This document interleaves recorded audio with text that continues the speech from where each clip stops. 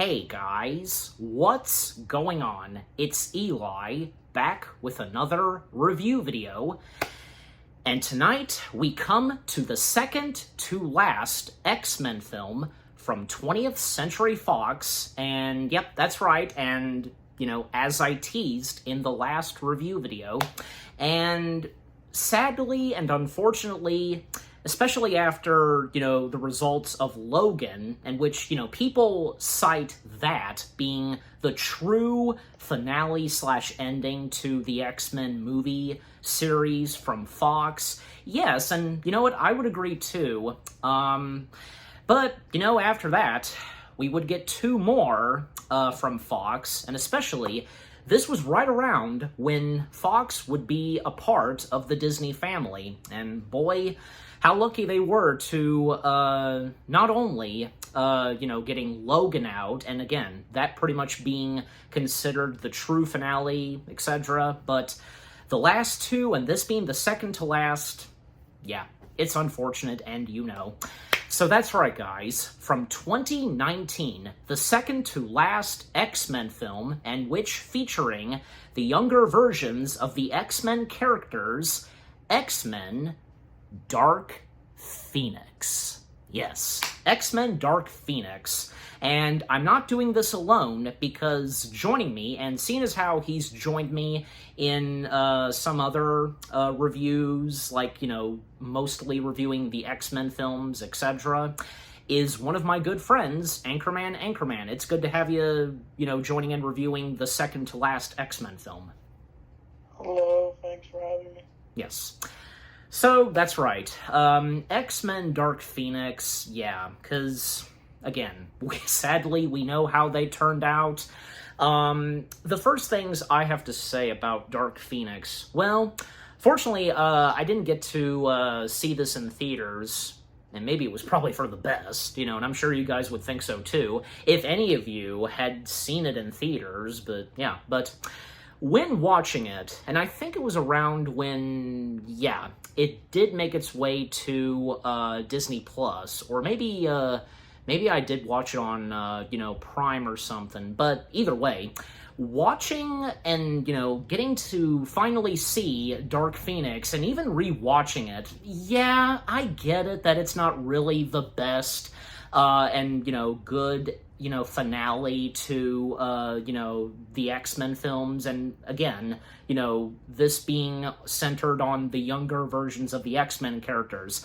Yeah, this being not a really good, ending and such, but in my opinion, I didn't think it was that bad. Now, I'm not saying that I wouldn't, I thought this was really good, like, say, X-Men Last Stand. I mean, that's another thing, because surely, and as of now, Last Stand is better than Dark Phoenix, right? I mean, especially since when we got Days of Future Past, it kind of shaping things up for Last Stand, don't you think? But, yeah.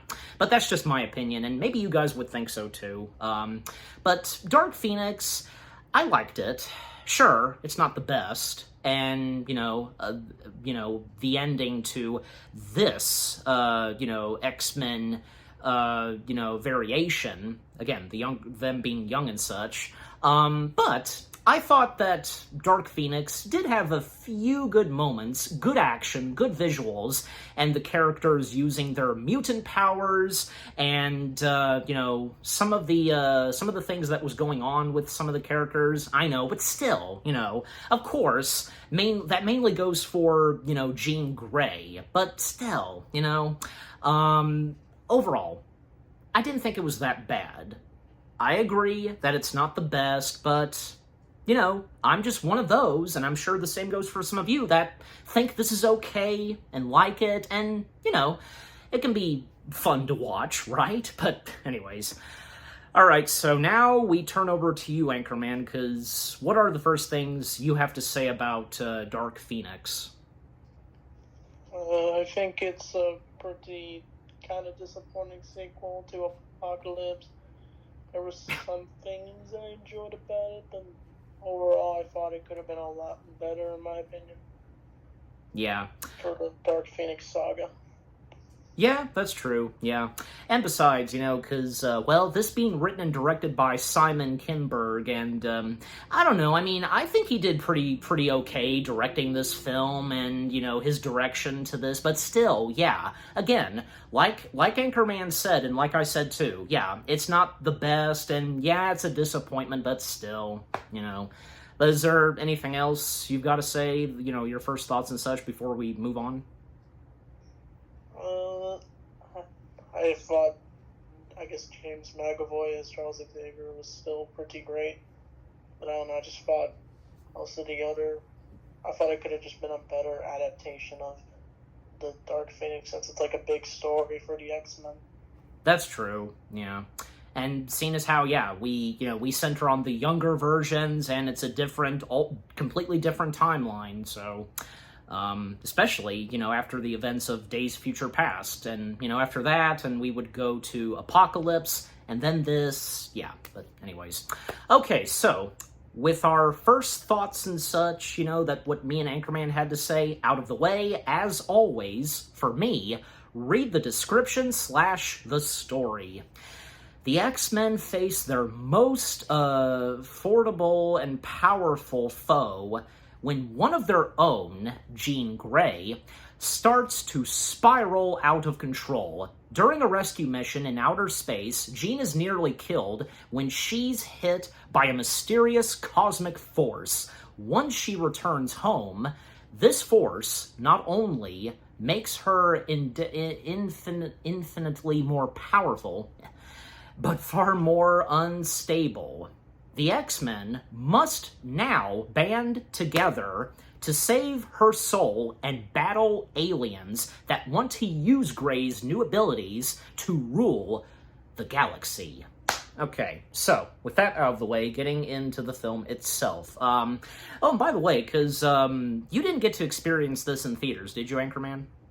No, I did not see this in theaters. Okay, so that makes this that makes two of us. So, and I'm sure again that goes for some of you. But if any of you did see this in theaters, and I know I'm gonna be asking that again towards the end. Still, just let us know. But, anyways, getting into the film itself, because and here's another thing, because one thing of course that has to be mentioned. The movie starting off in 1975, we get a bit of a, backstory on Jean Grey and, where she would end up, and that, of course, most notably being with Charles Xavier in the X-Mansion. Young Jean Grey, 8 years old in 1975, being played by young Summer Fontana, and her parents, John Grey, being played by Scott Shepherd, and Jean's mother, Elaine Grey, being played by Hannah Emily Anderson. Yeah, because they're driving out on the road. Elaine is taking the wheel, and, they're listening to the radio, but Jean, turning the radio channel to a different network and such, and her saying that she's not doing it, and it just starts to get a bit out of hand and out of control at a certain point. And even when young Jean Grey, she starts to hear voices in her head, just stop, and even causing her mother to pass out and lose control of the car, and that's when John tried to do something about it, they hit another vehicle and they crash ultimately. Young Jean did survive, of course, but as for her parents, not exactly. At least one of them. Ooh, spoilers. But yeah.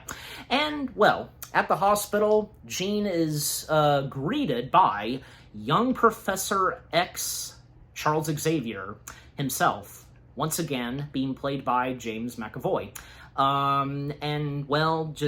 Him talking to her and knowing who she is and how powerful she is, and, offering her a home and to help her, and helping her for her powers to be controlled and all that and such. Yeah. Because that's what Charles does best, and, but how he does it specifically, and when we learn that later on, yeah. But it's not like it's not like Charles never did things intentionally, okay? It's just, sometimes for him, it's quite difficult, especially with how he tried to handle and help Jean. So, yeah. And well, many years later, and in 1992, well, yeah, and because, as I was going to mention, because the whole thing of, how young the X-Men characters look, because when you look at X-Men First Class, that, took place in, the 60s? Yeah, between 60s, 70s, and such. And how even, years later, and in the early 1990s, they still look the same. I mean, I don't know. For me, I don't want to make a big deal about it, but, yeah. And do you have any comment to say on that, Anchorman? I never really understood why they've always looked the same, because they go from the 60s to the 90s, and they still look like, I don't know, they're adults, but, they still look like their young adult selves. They haven't aged a day. Yeah, that's true, but still, I don't know, because it's hard to try to figure that out, and, why, but, of course, it's still, it's still gotta be whom played the younger versions in First Class, but still, I don't know.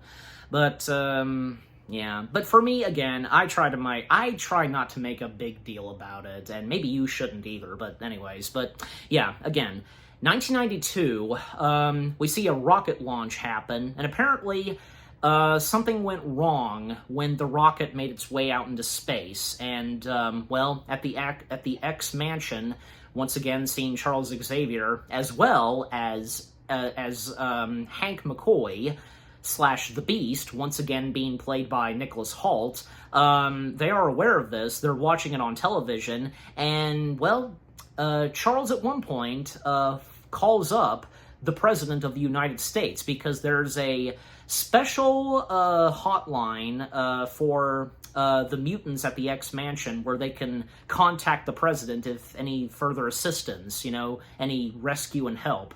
And yeah, that's what happens. And well, the other mutant / X-Men characters that we see, older Jean Grey, once again being played by Sophie Turner, Scott Summers / Cyclops, once again being played by Ty Sheridan, Storm, Aurora Monroe, that's her real name, but still, Storm, once again being played by Alexandra Shipp, and Peter Maximoff / Quicksilver, once again being played by Evan Peters, Kurt Wanger / Nightcrawler, once again being played by Cody Smith-McPhee, and, of course, Raven / Mystique, once again being played by good old Jennifer Lawrence. They're all geared up and ready to, fly in the X-Jet and, well, make their way literally into outer space to help the stranded astronauts that had a malfunction with their rocket ship. And here's another thing, because, yeah, I don't know, because, again, I don't let this bother me. The costume and wardrobe for the X-Men, their, yellow, black suits, that they wear in this, as I recall, a lot of people seem to complain about that too, because, look at the last X-Men film before this, Apocalypse. The wardrobe that they had on at the very end of Apocalypse, it looked pretty good, and it seemed like their official, say, specific wardrobes that they wear. And when it comes to Dark Phoenix, they wound up wearing those uniforms. Granted, this is supposed to, trying to almost look accurate and stay true, close to the sources in the X-Men comics, but again, I don't know. But I also, maybe people have also commented on this as well, and I kind of have too. Raven / Mystique's makeup in this, quite different than how it looked like, say, in the last two X-Men films, in Apocalypse and Days Future Past, Jennifer Lawrence. Her look in First Class, well, there was really no problem with it. But when it came to, say, Days of Future Past and Apocalypse, that I liked the best, for young Raven / Mystique, Jennifer Lawrence. But this one, how she looks, the blue makeup and so on, her true form in Dark Phoenix, I don't know. I mean, and what about you, Anchorman? Because what's your comment on the wardrobes and, Raven's makeup, and if there's anything else that you like to point out as well? I feel like Jennifer Lawrence probably did not really want to do this movie anymore. I don't know, I'm not sure, but, I thought her makeup just looked kind of just alright, because it was only in a few scenes, and the flight suits kind of just, they look, I don't know, the suits they're wearing, they kind of just look like flight suits, kind of like in the last movie. And yeah. I prefer how they look in the cartoon. I prefer that version. And this takes place in '92 when the X-Men cartoon came out. So yeah. Yeah, and that's another thing too. And thanks for pointing that out because another thing is that I know I heard about this too. Jennifer Lawrence not really wanting to be in this, but, I mean, she is in it, of course, but not that much, and I'd like to think that probably it's not like she got sick and tired and then all of a sudden had a hatred for, doing comic book films, and that, of course, being the X-Men comics. No. Probably she just didn't like the direction this was taken, and maybe when she read the script, I don't know, but it's really hard to tell, but again, I mean, I'm pretty sure, again, it's not like she was starting to have a hatred towards comic book movies or anything like that, just probably at a certain point, and when it came to this movie, because it just wasn't working out for her, but I think she still did pretty good in this, not to mention that this is the first and last X-Men film where, even though it's Jennifer Lawrence, we don't see Raven, fully blue, with no, clothes on her. No, because we only see her blue face and, well, even her hands. That's it. But anyways, but continuing on, because, them making their way to outer space and, them trying to save the astronauts, Storm using her powers to close the holes and everything, and even Nightcrawler and Quicksilver, they get on the rocket ship, and Quicksilver quickly unbuckling their seat belts, and Nightcrawler with his powers teleporting them back on their jet, and Storm's unable to hold it together, and when there's one more astronaut left on the rocket ship that they did not get, and now it's up to Jean to hold the rocket ship together, and what happens next is, and this was kind of funny, but Nightcrawler needed this, and when, the rocket was this close to being torn apart, putting duct tape around Nightcrawler because of an astronaut helmet, and then, now, along with Nightcrawler, it's Jean, and her trying to hold in the rocket together while Nightcrawler saves the one last astronaut, and, which, they succeed. However, there's a solar flare that emerges out of nowhere, and it hits directly at the rocket ship and on Jean. Because the solar flare, it hits the X-Jet during a rescue mission, and triggering a dark transformation within Jean Grey. That's what happens, but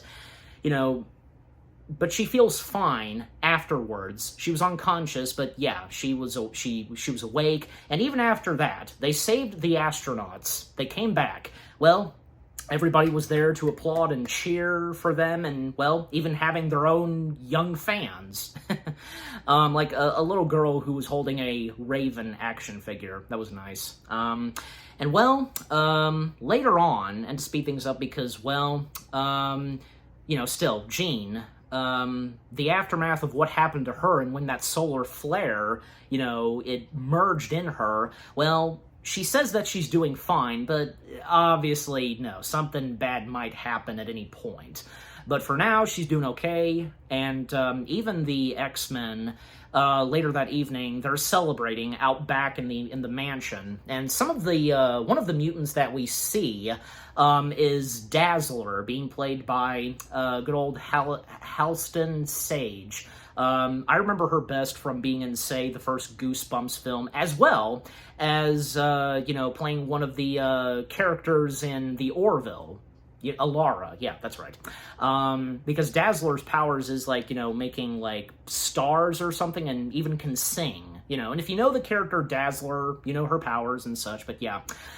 But then at one point, something from the sky, and obviously it comes from outer space, it crashes down on Earth, and we see these group of people having a dinner party, and one of them, who checks on a dog who, is barking at something out there, Margaret Smith, yeah, that's her name, being played by good old Jessica Chastain. I think I'm saying her last name right. And again, you know me sometimes.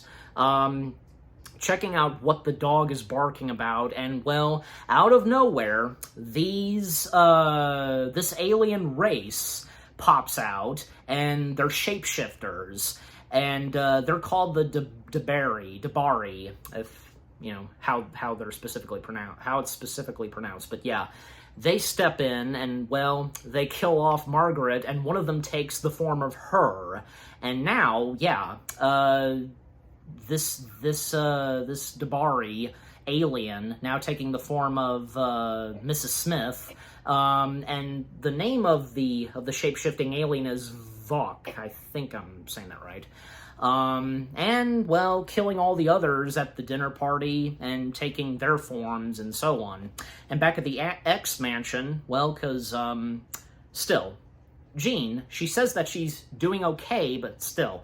And Scott points out to Jean that everybody is calling her the Phoenix, because of her surviving and the mentioning of fire, and, well, she starts to hear voices once again and seeing fire, and, she's trying to get it to shut up in her head, but then she kind of unleashes a bit of powerful strength and such, that nothing really, bad, but still. And even when that was happening, the party out back at the X Mansion, Xavier attended a party at the White House. Obviously this had to do with, the rescuing of the astronauts and so on. And fortunately, Charles has to leave very early, because, yeah, he can sense what the heck just happened with Jean. But we'll come back to you, Anchorman, because what I've talked about so far, and with the arrival of the shape-shifting aliens, the rescuing of the astronauts, and so on, what do you have to say?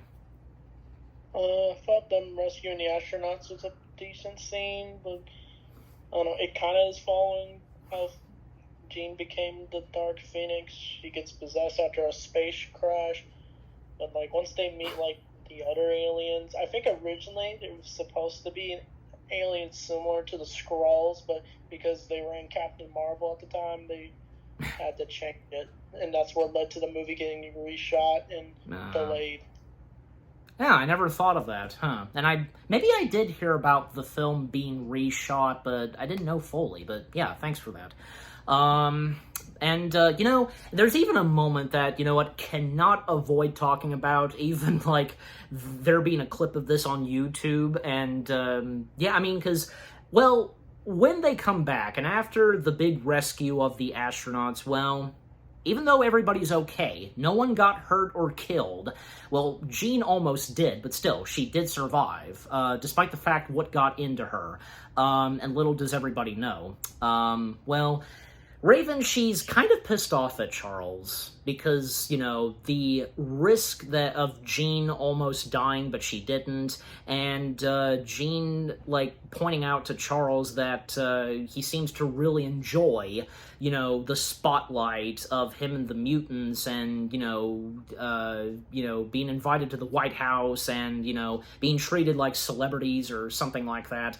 And Charles does admit and says that he does, but the thing is, and you know what, I mean, it's kind of mixed for Charles, and, I agree with him saying that, that at least the humans do not view the mutants, and of course them, as a threat. I mean, that's a good thing, right? But at the same time, like, you really shouldn't let, the whole, like, fame and spotlight thing just, and with what Raven pointed out to Charles, get to you and so on.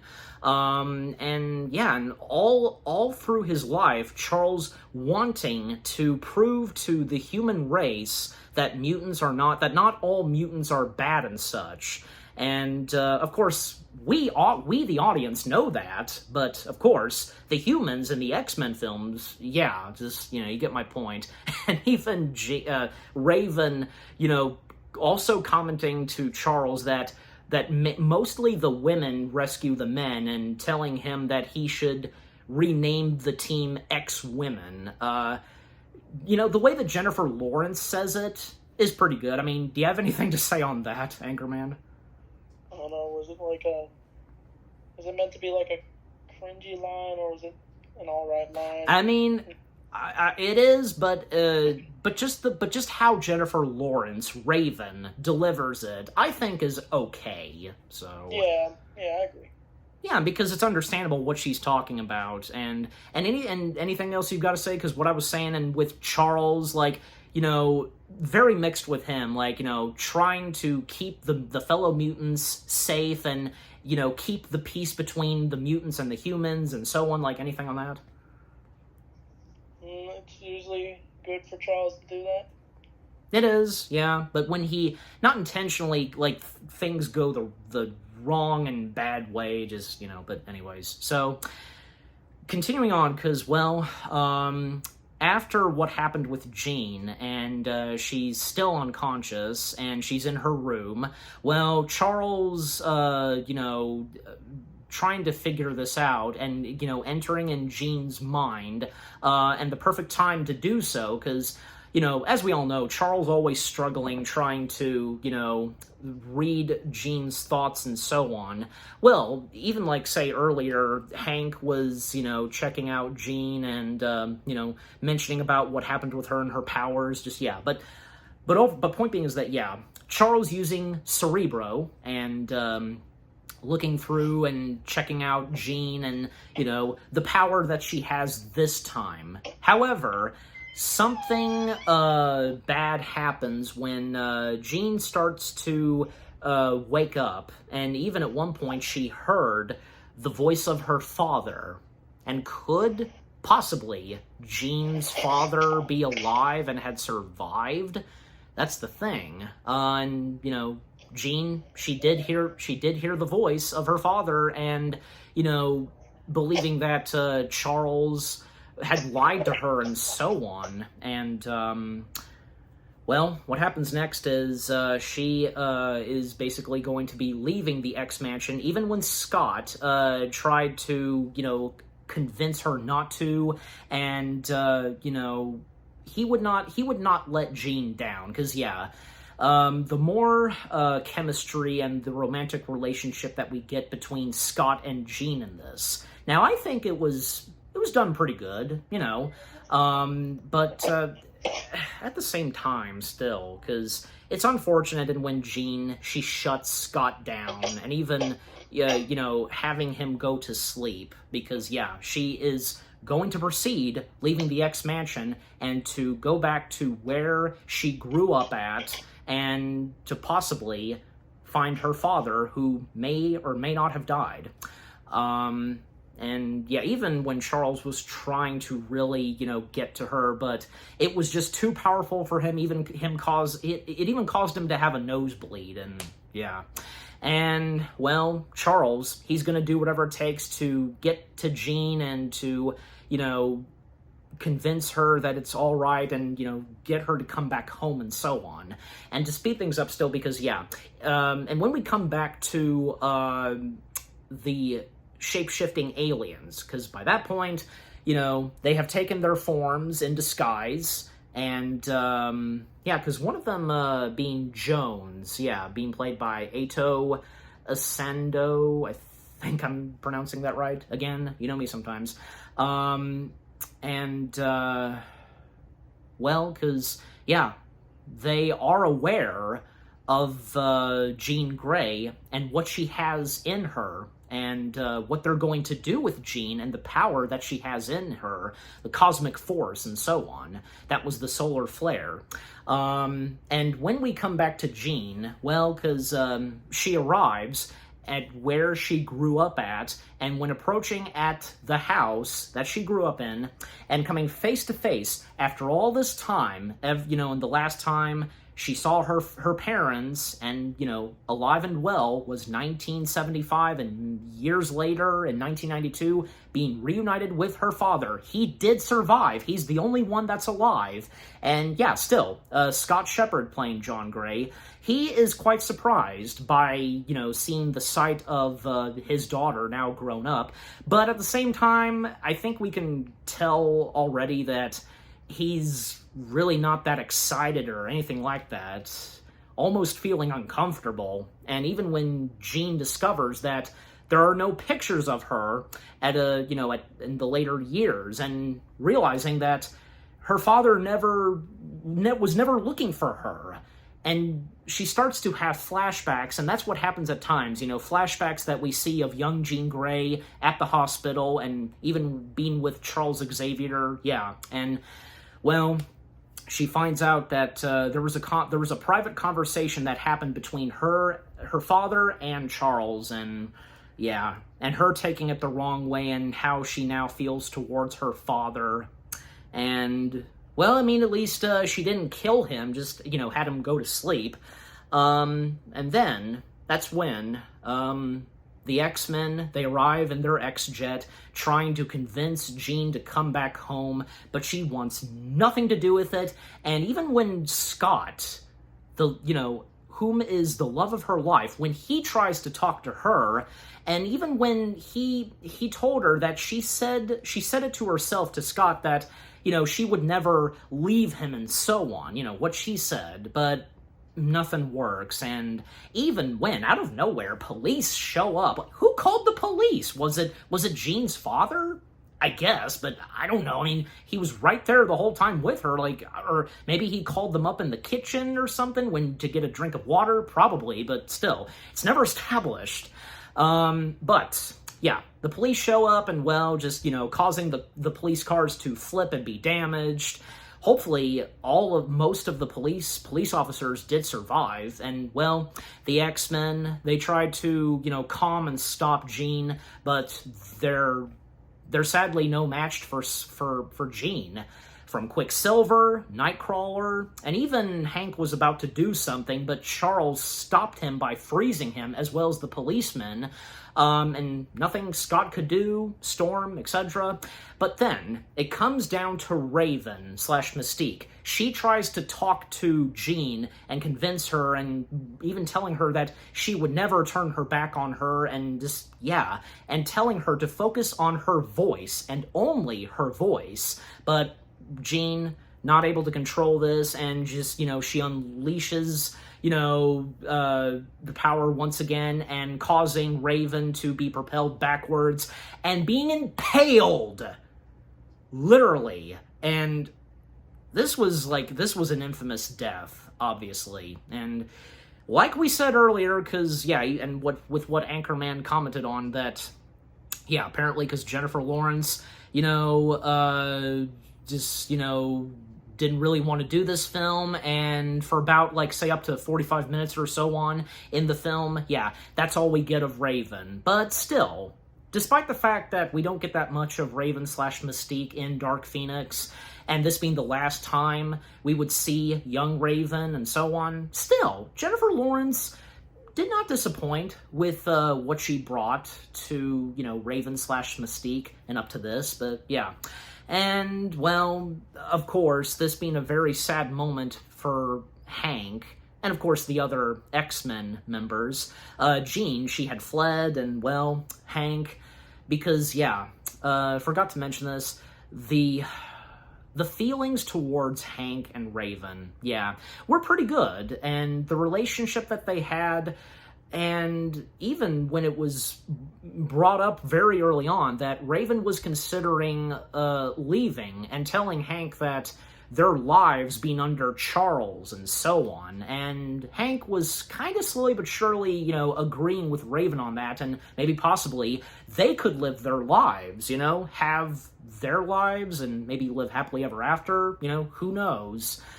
Before, well, sadly, Raven, she dies, and yeah, because one of the last words that Raven says at Hank is, "I love you," and yeah. And great performance by Nicholas Hoult as Hank/Beast. And, despite the fact that he's in his Beast form, still does not disappoint at the emotional performance that he gives, that he has now literally lost the love of his life. And that's when not only what has happened to Jean, but now they've lost Raven, things going really downhill for the X-Men. A funeral for Raven, and the speech that Charles gives, and yeah, and Jean feeling so bad about this, and even when at one point she actually showed up at this private island for these specific mutants that were led by Eric/Magneto, once again being played by Michael Fassbender. But before coming to that, because, yeah, come back to you, Anchorman, because, yeah, what do you have to say this time with, because when Jean, she fled the X-Mansion, finding her father, and then when the X-Men showed up, and when they tried to convince her to come back, they were no match for her. Raven, and sadly, she lost her life, and so on. Just, yeah, what do you have to say this time? I thought Raven's death was a little... I was kind of expecting it, because I knew someone was going to die from the trailers. Mm-hmm. But also, like, I'll say this, during the Phoenix fight scene, I was disappointed because, like, I thought we were going to get a cool Quicksilver slow motion scene, but that was the only one we got, because after he gets knocked out by Jean, he's not even in the movie anymore. Yeah. So that was disappointing. Yeah, and the whole thing of Jean finding her father, and when she finds out some things that, she did not know of and such, yeah, like, what about that, too? When I rewatched it, I just remembered that, like, her father was alive this whole time. Mm-hmm. And it was kind of just unexpected, in my opinion. Yeah. And the fact that, well, yeah, because her father just really want nothing to do with his very own daughter. Even when, and I just remembered this, good thing I did, where he says to his very own daughter that his world died that day, and so did his daughter. Dude, just, like, seriously? You're really gonna let that still bother you? She's still your daughter, despite the fact that she's a mutant and so on. Like, what the crap? But, that's how her father is in this, but, yeah. And after that, because, yeah, again, things going downhill for the X-Men, Hank is beyond pissed off towards his longtime friend Charles, and pinning this on Charles, and, because the death of Raven and so on, and even telling Charles that Raven was considering leaving. And, yeah, Hank, he's, well, you can make the argument that, yeah, he's just blinded by so much upsetment, and especially towards Charles, but still, some things that he said to Charles, kind of unnecessary. Again, Charles really, and like I said, doing nothing really intentional, just difficult for him and how to do these certain things, especially when it came to Jean, okay? Just, yeah. And then at one point, well, because, yeah, I already mentioned Jean coming to this private island, but before I get into that some more, well, the aftermath of what happened in that neighborhood, and, well, the shape-shifting aliens, one of them, of course, being Vok. Am I pronouncing that right by any chance, Anchorman? Do you know? I think you may be saying it right. Yeah, I hope so. Yeah, but again, you know me sometimes, viewers, but yeah. They show up and they pretend to be the FBI. They meet with Jean's father, and, well, they are asking him questions on his daughter and so on, and, well, up to when they basically, like, search inside of him, Vok does, and, yeah. And who knows, maybe they killed him or something, but, it's hard to tell. We don't see that, and it's never established again. And that's the last we see of Jean's father. But yeah, and coming back to Jean, because again, like I said, she arrives at this private island, which the U.S. Gave those group of mutants, the rights to be on this island, and they would not be bothered or be, nobody would be interfered on the island and such, yeah. And again, these group of mutants living on this private island, and they're all led by Eric / Magneto, again, Michael Fassbender, and, Eric, he is wondering why Raven is here, and even noticing a stain of blood on Jean's shirt. And she's refusing to talk. She's not really wanting to talk. And even when Eric assures Jean that he's not Charles and he can't read his mind, or her mind, I should say, and even encouraging her to get angry and so on. Now, we know, of course, and even in Last Stand, like what Eric did, and when trying to reason with Jean and such, the total opposite of Charles. Again, different minds thinking and their opinions on other mutants and the human race. Just and I'm pretty sure because it seems like Eric's relationship with the human race in Dark Phoenix, I guess, has died down. I don't know, but yeah. But yeah, it gets out of hand between Jean and Eric, but until the military show up and these choppers come in. They are searching for someone specifically, and that being Jean. Eric, he does, get along the best he can with them, but, that's when Jean unleashes her powers, destroying one of the choppers and was almost about to destroy the other one, but Eric, thankfully, using his powers to steady the chopper and getting all of the remaining surviving military soldiers to get on the chopper and to, leave and such. And after that, thankfully, they did survive. The second and remaining chopper, it left. Eric, he flat out wants nothing to do with Jean. He just has her to leave. Yeah, he does not want her staying here anytime soon. And yeah, that's what happens.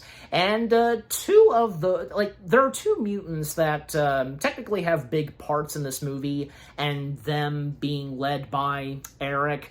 Two of them are Ariki, if I'm pronouncing that right, being played by Andrew Stellan. His mutant powers are basically, he can use his ponytails, I think dreadlocks, I don't know, but yeah, using his powers as like whips or something like that, which is pretty cool.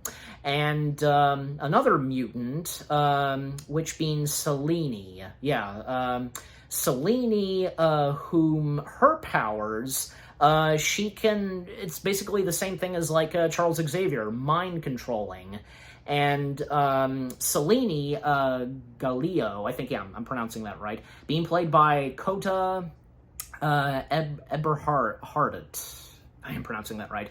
What did you think on those two mutants on Eric's side, Anchorman? Beast and who? Not Beast. Ariki and Selene. They were all right. I guess it's cool that Eric is just kind of living a low life ever since Apocalypse. Yeah, of course, yeah, because they went their separate ways, Hank and Charles, but this time Eric was definitely going to stand down and not do anything bad this time, and yeah, that's what we see in Dark Phoenix. And it's nice to see that, yeah, those group of mutants led by Eric, they were given this private island with no trouble whatsoever, yeah, but until what would happen right up to this, and yeah. And to speed things up still, because, yeah, at one point, Hank is missing. He did not attend class, teaching class and such, and apparently the X-Jet is gone. Well, it's obvious that, because Hank is nowhere to be seen, and that also goes for the X-Jet, he flew in the X-Jet. Why exactly? Well, he goes to Eric, yeah. He informs Eric, and, because because Eric was wondering why Jean had a blood stain on her shirt, why exactly, and when she didn't want to talk and so on, Hank basically breaks the news to Eric. Unbeknownst to Eric, he did not know this until Hank told him now that, well, Jean did something bad and caused to kill Raven / Mystique, and, you know, this, of course, upsets Eric, because, well, Eric as well, having feelings towards Raven, so, you know, at least Hank and Eric do share one thing in common, but especially as of now, they want Jean, yeah, especially Eric, and, well, for a little bit, Hank joins Eric's side, which I thought was pretty interesting, because, yeah, having Beast team up with Magneto. I mean, what did you think on that, Anchorman?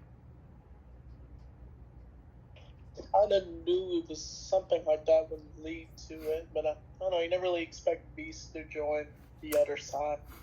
Yeah, and even, like, say, when it came to some of the trailers, I was kind of suspecting, I think just a little, yeah, because from what I can tell and with what was going on with Eric, yeah, I mean, what about you? Were you thinking the same thing, too, when you saw those trailers?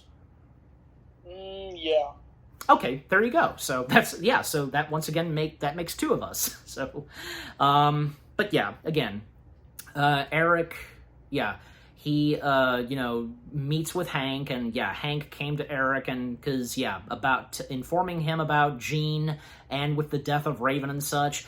And when we come back to Jean, well, she's in disguise. However, Vuk, you know, again, however that name is pronounced, the lead alien shapeshifter, that's another good way to refer to her, she discovers and locates Jean under disguise, and because Jean was disguised as an old man, and, well, when confronting Jean, well, she offers to help out Jean, and knowing what's in her, and when she is convinced to tag along with the lead alien shapeshifter, they meet up at New York. They meet up with the other alien shapeshifters somewhere in New York, and the main lead alien shapeshifter basically gives some background to Jean on what happened to her when she and the other X-Men were in space, and when that solar flare, which turned out to really be a cosmic force that got inside of Jean and making her more powerful. And this cosmic force that, you know, as she described it, you know, giving birth to the universe or something like that. But bad things came from this cosmic force, even like the destruction of the shapeshifter alien's planet and so on. And them wanting to use the cosmic force, the power that is in Jean, wanting to use it for something good and create new life and so on. At least that's what they say to Jean. But I mean, it's obvious that, you know, they're going to do something bad with it. But yeah. And then, well, a little later, and still to speed things up, Charles, being aware of, you know, of where Jean is, but actually, yeah, because knowing where Hank is, because, yeah, reading Hank's thoughts, and he now knows that Hank went to Eric, and, well, Eric, Hank, and two of the mutants that I just mentioned, they're gonna go after Jean and kill her, and it's really cool because Eric, he whips out something that he hadn't worn in quite a long time, his helmet. We see the helmet once again, now it's black and so on. It's interesting because, you know, always, like, going through different colors and so on, and I don't know, but anyways. So then, Charles, he, you know, rallies up all the other fellow X-Men, and, well, they're not going to go as X-Men. They're going to go as themselves, and, well, Scott, of course, you know, going to do this, and to save Jean, Charles as well, both of them. Charles is not wanting Storm to tag along because he's not going to risk losing another family member, but they all insist on going. Storm asks, not Charles, but Scott, and yeah, that's that. End of discussion. So, Storm, Cyclops, Scott, that is, Nightcrawler and Charles, all four of them, they go to New York, and, well, that's where they see the X-Jet. They had already arrived at New York, and that's when they come face to face with Eric, Hank, and the other two mutants. And, well, Eric, he's not going to put up with another, old friends shit and such, as he says. And it never fails with PG-13 rated films, one use of an F-bomb, and how the X-Men films have been doing that. Scott, says the F-bomb, if you kill Jean, I'll effing kill you, or something like that, however he says it. So, yeah. And, well, yeah, Charles and the other mutants, they're going to do whatever it takes to save Jean, but as for Eric, Hank, and the other two, well, still, they're going to get there and kill her and such. And the fight and race to get to where Jean is and those shape-shifting aliens, I thought was pretty cool. Each of them trying to stop one another, like, say, Cyclops trying to stop Hank, Storm fighting against the long-haired mutant, and Nightcrawler and Charles dealing with, the one mutant that has the same mind powers as Charles. Yeah, you think you're the only one with mind powers, as she says to Charles? That was cool. And for Eric, well, him proceeding on, and Wynn coming face-to-face with Jean, and Jean knows why he's here, going to kill her and such, but, well, that's the other way around. Not even Eric, he's no match for Jean. Yeah, so even when there's a moment where, say, Hank, he was lifting something, from underground, and it's a subway train. He literally pulled out a subway train. Now, don't tell me that was not cool. I mean, come on, anything that Eric does and what he does with his powers, able to lift anything, like, say, if it's big or something like that, hey, most notably, when he destroyed and, carried the Golden Gate Bridge, that was a cool moment, and an epic moment, I should say, for Magneto. And I think this was kind of a pretty cool moment, too, for Magneto. Not as great as, say, with him and the Golden Gate Bridge, but I'm just saying, but it was cool that he managed to literally, lift a subway train from the underground, tunnels and such, and yeah, just what more do I have to say? And yeah, because basically, using the subway train for blockage, yeah. Any of the good mutants trying to stop him and so on, yeah. But when Jean is taking care of Eric, well, even, say, crushing the helmet, almost killing him. But thankfully, he doesn't get killed, and, the helmet is destroyed, and yeah, he is unconscious from that. And when the two mutants and Hank were stopped and defeated, Nightcrawler gets Charles into the building where Jean is, trying to convince her and to snap out of it and so on. And, well, that's when, and even when, say, the main shape-shifting leader was helping her out and so on, Jean starts to have another flashback where she learns more and knows the truth on what really happened between Charles and her father and so on. And that's when she realizes that, well, yeah, she was blinded by that and so on. But we'll come back to you, Anchorman, because, yeah, with what I've talked about so far, Hank teaming up with Eric, them at New York, the little fight that goes on, and when it comes to Eric lifting the subway train, trying to get to Jean, and so on, yeah. With what I talked about so far, up to now, what do you have to say this time? I think it's like a little X-Men Civil War. Mm-hmm. Eric lifting the train was a pretty entertaining sequence. Yeah. And, I think that was probably the most entertaining scene, because the rest is just alright, in my opinion. Yeah. And, that's another thing, because I know I wanted to bring this up, too, that despite the fact that some of the X-Men films from this, Last Stand, X-Men Origins Wolverine, despite them being the biggest disappointments of the X-Men franchise from Fox, that's not to say that they didn't have any good moments and some good action, because come on. It never fails to amaze us, with some really cool action and fighting sequences, especially from the X-Men. And the X-Men have never disappointed on that stuff. Sometimes, but still. And anything to say on when Jean realizes, like, say, the full truth, and when she's no longer blind from this, Doesn't it, like, drive her to just go full on her Phoenix mode?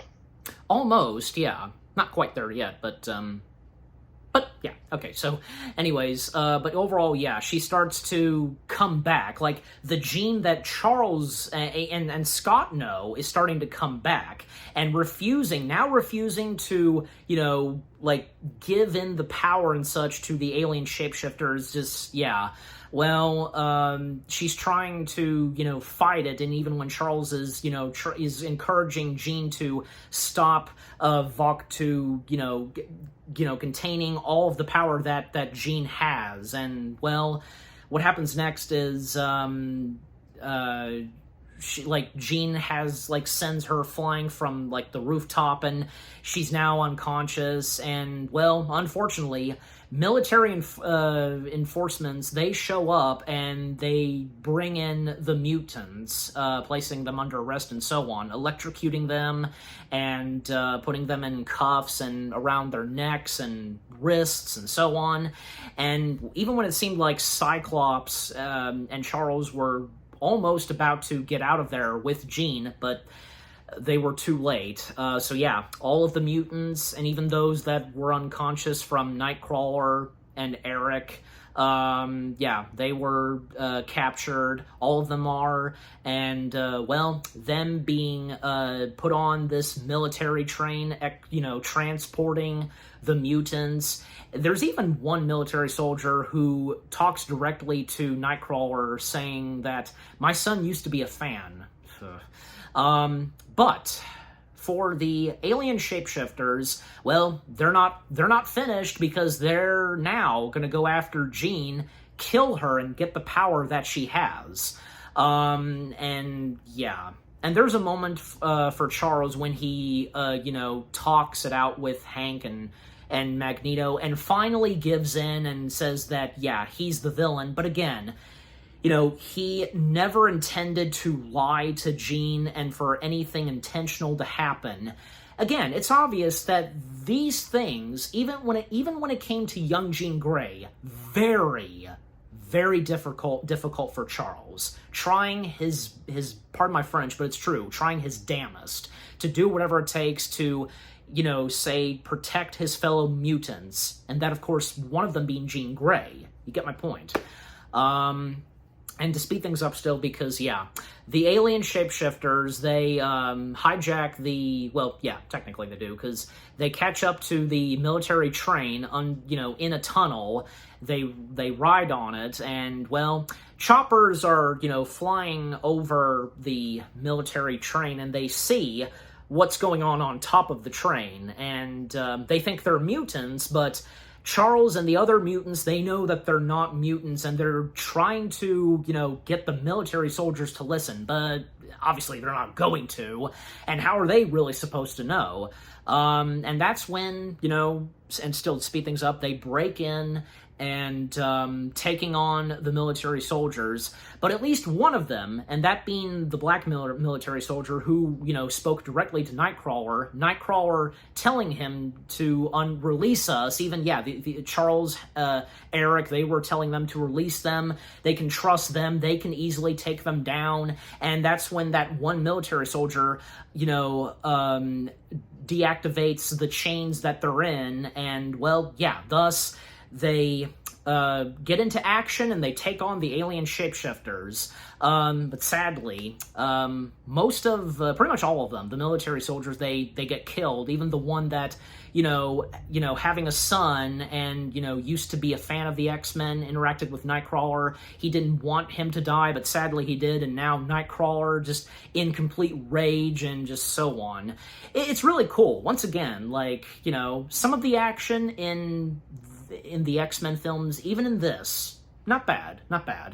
And as for Jean, well, she's still unconscious, and she was in a, exclusive room where she was, chained and so on, cuffed. And, well, the alien shapeshifters, they take out two of the mutants on Eric's side. Yeah, that's unfortunate. Well, they managed to defeat them at least, pretty much all of them at one point, because as I recall, Eric got them all into one of the train cars and crushing them, overall, all of them get defeated except for one, and that, of course, being Vok, Jessica Chastain, her main character, she's the only last surviving shape-shifting alien. And, well, the other mutants, like them still trying to take on the shape-shifting aliens, and when even, say, there was one moment where Eric told Hank to help out Storm, and so on, and a moment where Eric, he tries to take down Vok, and this was another cool moment with Eric, getting all of the military weapons, the guns, and having them open fire on her, but she's immune to bullets, and, sadly, Eric also not being no match towards her, and she takes care of Eric. Thankfully, she spares him, and attempting, and whatever it takes, to get straight to Jean and get her powers. And a moment where Charles, and right before she entered in the room, she was speaking directly to Jean, but it wasn't in his mind, it was in her mind. Now, Charles is in her mind, and the couple of times that we see, a young Jean, and she forgives, by this point, and because it's young Jean Grey, she forgives Charles for everything, and everything's all patched up now, and so on, And, well, she wakes up, and now, her taking on Vok, but also her protecting her family, because, she has to protect her family, that, of course, being her fellow mutants, the X-Men. They're in, bubble shields, all of them, and even when, say, the military train starts to derail and be crushed and destroyed.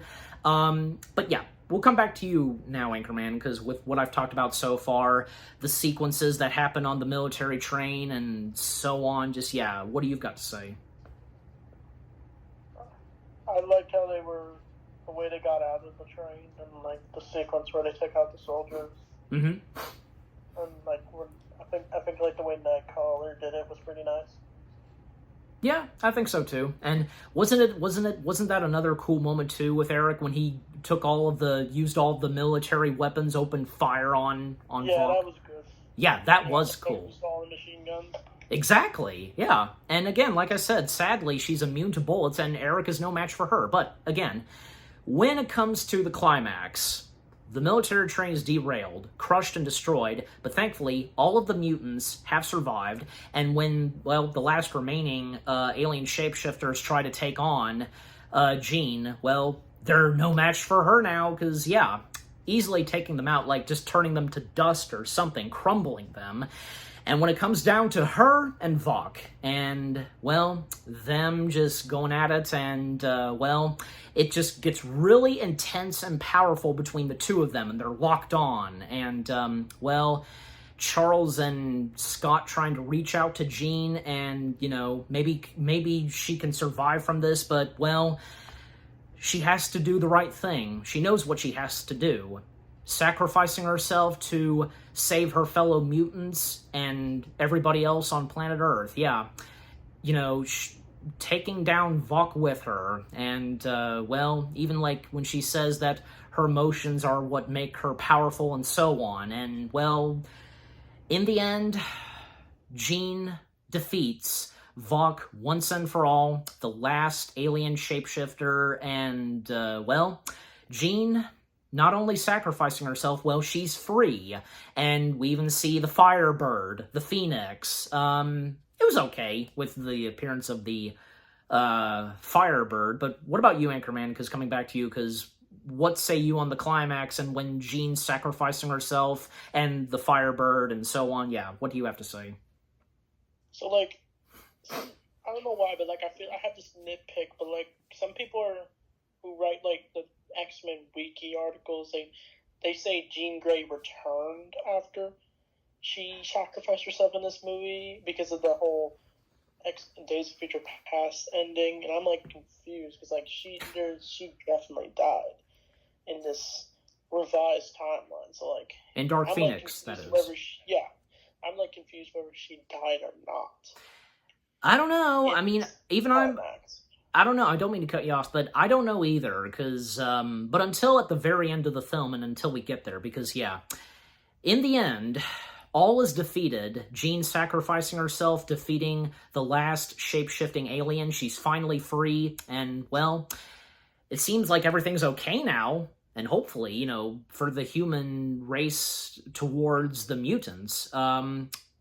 The X Mansion / school is renamed to the Jean Grey School. And one last bit of narration from Jean, because the movie opened with some narration. Not to mention, cannot forget to mention this, because with some of the X-Men films, with the opening of the 20th Century Fox logo and something special with the letter X, and for this one, it was pretty cool. But anyways, so again, the school now being renamed the Jean Grey School. Now, Hank is taking the position of Charles, and we see Quicksilver doing very well, and yeah, because he was, unconscious, and he was wounded after what happened earlier, and it's a shame we didn't get that much of him, don't you think? Yeah. Yeah.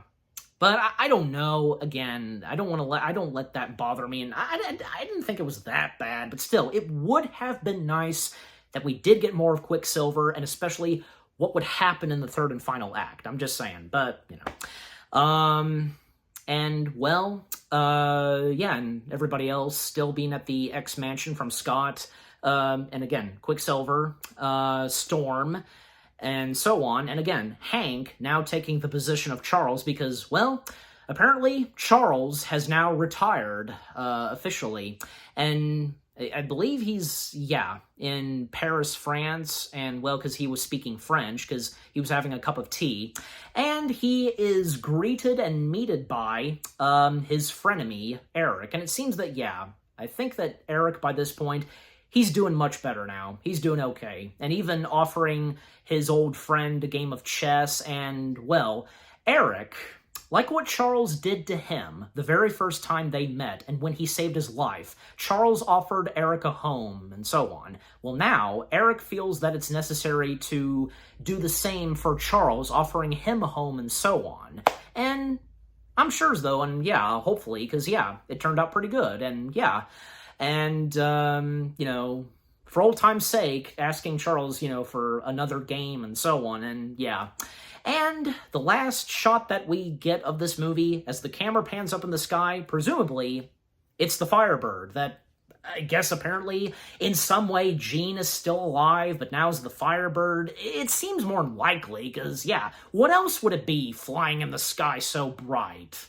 But anyways, but what did you think, okay, but coming back to you, Anchorman, because what did you think of the epilogue / the ending to this movie? I thought it was nice. Charles and Eric had, like, their last, I guess, playing chess together, how they used to do it back in the day. It was, like, a nice callback to it. Yeah, and how this time Eric offers Charles a home, That's nice of him. Yeah, and like I said, like, presumably Jean Grey is somehow still alive, but now the Firebird in the sky, don't you think so too? She could be.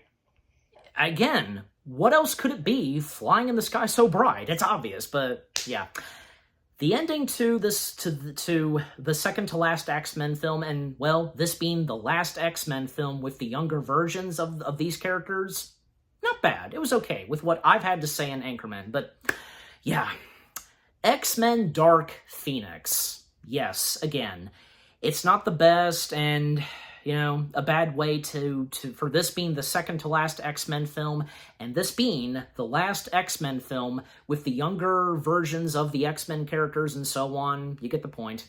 The story to Dark Phoenix, with what Simon Kinberg brought to the story and his directing, okay. And I say okay. And with the characters, a few new mutants stepping in, as well as a new antagonist, which, being the alien shapeshifters, not bad. the action and visual effects, the fighting sequences, they were pretty good too. And the music and score, not bad. The funny and emotional moments, not bad either. Yeah, just overall, X-Men Dark Phoenix, sadly, it is what it is. It may not be really the best, second to last X-Men film. And again, this being the last one featuring the younger X-Men characters, but still, for me, I'm one of those that don't think it's god-awful. I like it, it's okay, but I can't acknowledge that it's not the best. And now we'll come over to you, Anchorman. Your final thoughts / results on Dark Phoenix. I thought it could have been a much better finale. I honestly think it could have been like a more intense movie. Yeah. But I think they kind of just did what they had to do. But I'm glad like X-Men is moving on. They're moving on. Yeah, because how'd you feel that like Wolverine wasn't in this? Because usually he's in every X-Men movie.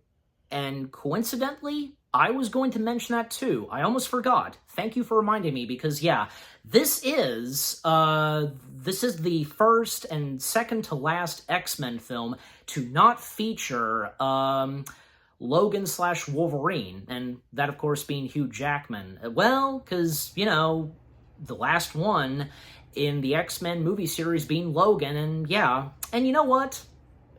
I thought it worked out okay that we didn't get an appearance of Logan in this. I mean, I don't know. I mean, it is hard to tell, but looking at Apocalypse, where Logan went when he was released and such, I don't know, but still, I mean, overall, I didn't think it was that bad that we did not get an appearance for one last time of Logan in this.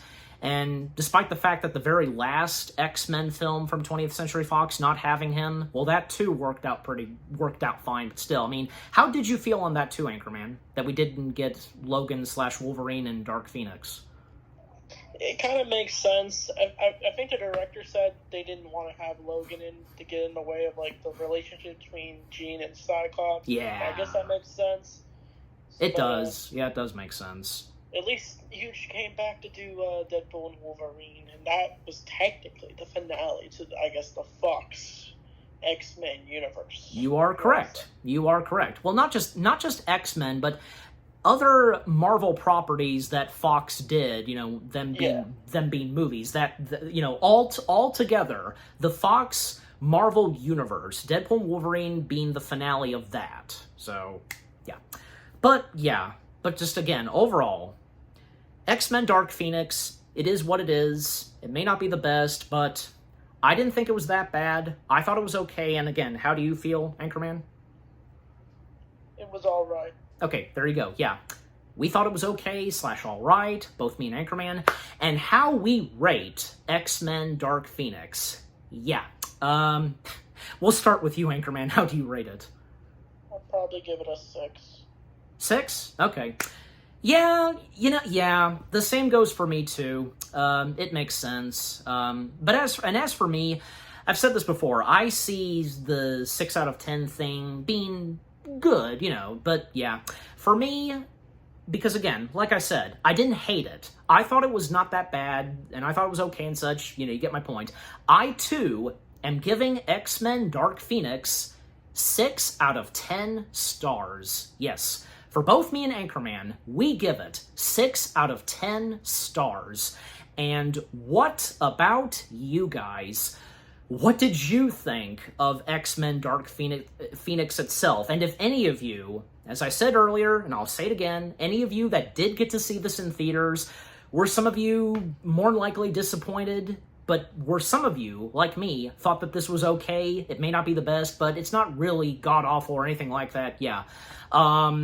What were some of your favorite moments in Dark Phoenix? With good action and visuals, with the characters using their mutant powers, the funny and emotional moments, stuff that you disagreed on, that you didn't like in Dark Phoenix. I could go on, but just overall, what do you think of X-Men Dark Phoenix itself?